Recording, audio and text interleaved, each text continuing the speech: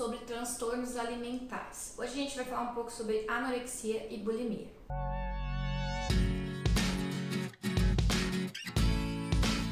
Mas antes da gente começar, vou pedir para vocês se inscreverem aqui no canal, curtir, compartilhar e comentar no vídeo, para a gente conseguir levar essa informação para mais pessoas. Hoje eu trouxe esse livro aqui para poder auxiliar a gente, porque ele traz um pouco da classificação dos manuais de diagnóstico, para a gente falar um pouco mais sobre a anorexia e a bulimia de forma mais detalhada.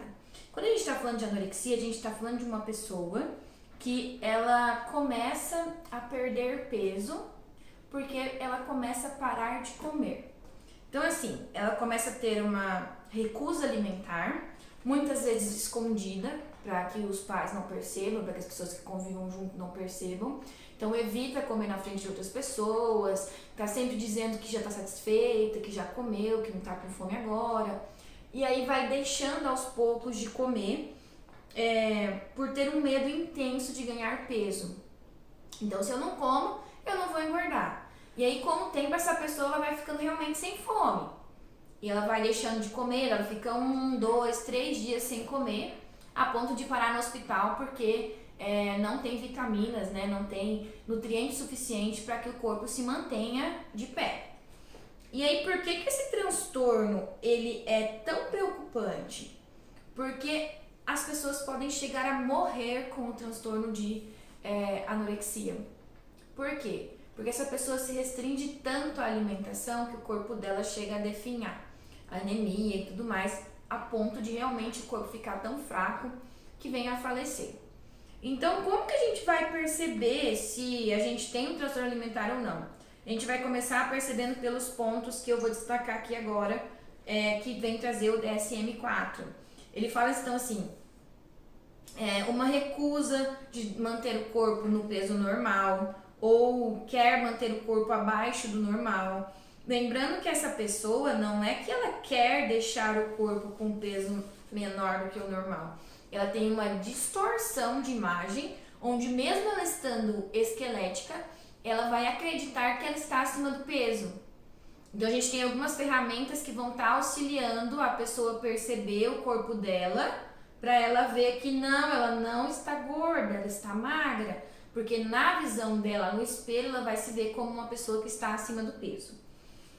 Tem um medo intenso de ficar gordo ou de engordar. A gente acaba vendo assim a questão da autoestima, que fica muito mexida pela questão do peso. Essa pessoa não consegue atingir o peso ideal para ela, porque esse peso ideal não existe pela distorção de imagem. Um ponto importante também que a gente pode perceber é a ausência de menstruação. A pessoa que está com anorexia já evoluída, que ela já está com questões alimentares realmente graves, ela para de menstruar, porque o corpo não pode se dar o luxo de perder sangue na decadência que ele já está. Então esse é um ponto também a se observar. E aí aqui no DSM-4 ele traz 2 tipos de anorexia. Ele vai trazer pra gente o tipo restritivo, que é esse que a pessoa, durante episódios de anorexia, ela deixa de comer, ela não apresenta fome, não apresenta vômito, nem nada. Ela simplesmente deixa de comer e não sente fome. E tem também o tipo de compulsão periódica e purgativa, que daí no caso são episódios de anorexia, onde a mulher ela vai se manter de maneira regular, tendo crises de bulimia e recorrendo aos vômitos provocados ou pelo ato de vomitar ou pela utilização de laxantes, né? Com medicamentos excessivos para poder estar colocando para fora a comida. Esses aqui é a classificação que o DSM-4 traz pra gente. Agora, quando a gente vai falar de bulimia, vou pegar aqui pra gente a classificação, que a gente faz igual a gente fez com a anorexia. A bulimia, ela já é caracterizada por momentos de compulsão alimentar e a retirada desse alimento. Então, é uma pessoa que ela tem uma ingestão exacerbada de alimentos, porque ela tem necessidade de suprir alguma coisa ali, só que depois vem o sentimento de culpa pela perda de controle e a pessoa provoca o próprio vômito, ou ela também faz o uso de laxantes, né, diuréticos, entre outros, para poder colocar para fora o que foi comido aí. Então, eu vou ler para vocês um pouquinho do que fala aqui, igual eu fiz com a anorexia.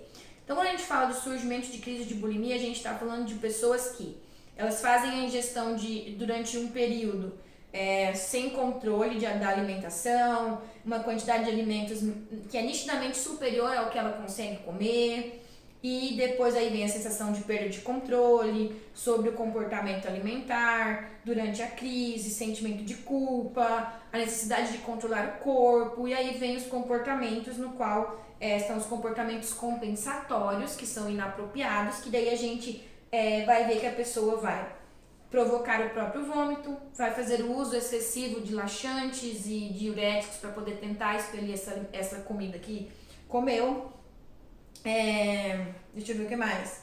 A autoestima é totalmente influenciada pela maneira excessiva de olhar para o peso, assim como na anorexia. Então, a autoestima está envolvida a questão corporal e também se tem uma distorção da imagem do corpo. E aqui ele coloca então os dois tipos que eu já falei para vocês, que é o tipo purgativo, que é o que usa muito laxantes e diuréticos, né, ou até mesmo lavagens estomacais. E tem o tipo não purgativo, que é a bulimia, onde a pessoa apresenta o comportamento compulsório de vômito. Quais são os riscos também desse transtorno?